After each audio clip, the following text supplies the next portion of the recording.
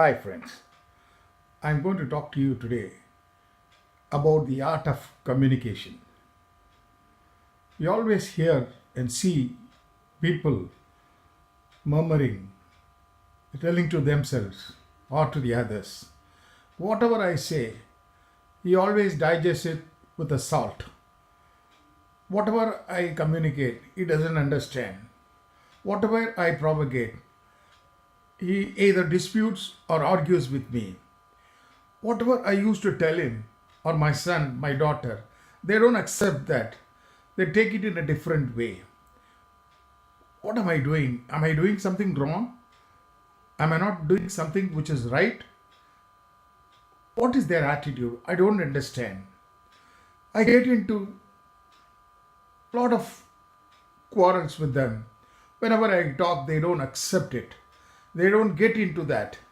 They don't come into that groove. What's happening? Am I wrong? Or should I change myself? Absolutely. This is where you have come. Your communication should be in such a way that it should not offend. You should not speak for defending your arguments. It should never offend or hurt anyone, the on listener. They should receive it in such a way that you are speaking with all warmth, nicety, positivity, and so many other things. Why you fail? Because you don't know how to communicate. You will have to select the language of communication, what they understand. A person who does not know English, you shouldn't talk about English and talk to him. A person who is well versed in Tamil, who would like to talk in Tamil, you should talk to him only in Tamil. The communication, the delivery, the propagation, what you want to do should be orderly, in a nice way. You should judge the other man's mind. You should have a telepathy. If you want to take a decision, the decision is by your superiors means you should know how to talk to your superiors to get your decision right. That's called as leadership. A leader who knows what is the answer, he will put the question in such a way that he gets the right answer.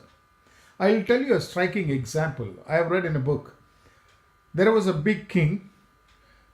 He was having a very good kingdom, lots of ministers, lots of people around him, and he was ruling the country very nicely. One such early morning, he came out. He had a dream, very bad dream. He wanted to get out of that dream. What is the result? What will be the consequence of his dream?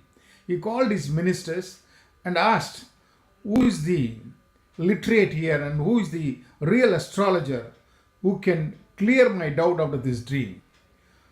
There was a small congregation. They met and discussed, and finally they brought in an astrologer, a soothsayer, and made him to stand before the king. And the king specified and told him, this is what the dream I had in this morning. Can you tell me what are the repercussions? What will be the consequences? What will be the eventual happening? After hearing the dream, the astrologer, the soothsayer, got stunned, very emotional. He couldn't control his emotion and spelled out in such a way that he was really yelling, "O king, it's a very, very, very bad dream. You will lose all your generation. They'll be all killed or assassinated. You will be seeing them through your own eyes. The whole kingdom is going to fall. All your generations will live no longer. This is the effect of this dream." King got astonished, taken aback.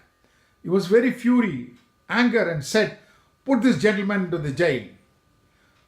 I don't want to hear from him. I don't like this. The way in which what he said, I don't like it at all. Put him in the jail." The whole ministry was shock struck. The entire kingdom was silent for a few seconds. Suddenly the chief minister came before the king and told him, "Oh king, don't get perturbed. Don't get worried. Be sublimed. I'll bring another person who is very talented than the one who has come here. He will come and reveal the proper sentiments of this dream." Then king nodded his head slowly. The new man was summoned, the new astrologer, who is well known all these things. Again the king came out of the dream and told him what he has dreamt of it. He heard it very slowly, very passionately, and said, "What a wonderful dream, O king.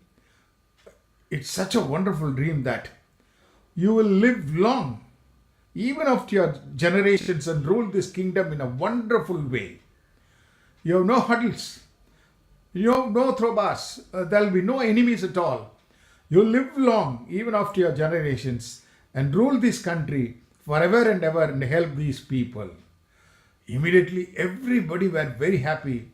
They were all praising the king and the astrologer. And the king was himself laughing and feeling in such a happiness, and says that it's so wonderful. Tell me what more. I will tell you, these things are going to be true. Mind you, even after your generations, you will all do good things to the people. King gave him lot of presents, this and that. He was so happy to hear the news, and said, and ultimately the second soothsayer said, "I will agree and take all these things, king, but I have a submission. You will have to release the person who has been jailed, the earlier soothsayer." He has agreed in his happiness and went on. Remember, my dear friends, there are two versions to this. The dream was okay. The dream's sentiments are same, because his generations are going to be destroyed, assassinated, and king alone is going to live. The first man came out with fury and enthusiasm. He put in all the negativity first and never insisted or specified the positivities in this. Whereas the second soothsayer came and told the king in a way, such a positive thing, that he will live long even after his generations.